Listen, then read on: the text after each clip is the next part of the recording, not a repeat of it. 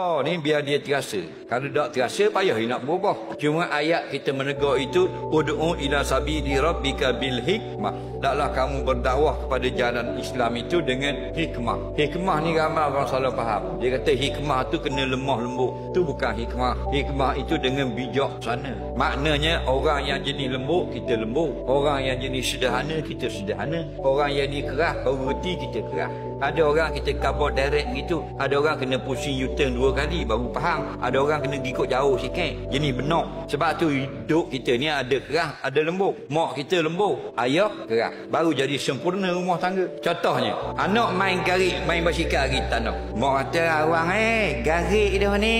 Naik mandi-mandi. Budak tu naik tau. Ya. Pasal apa? Pasal mak dia lembut. Tak naik. Padahal garik dah. Ayah dia mandi! Dengan basikal mandi. Faham lagi? Kena ada keras orang. Begitulah cara kita berdakwah.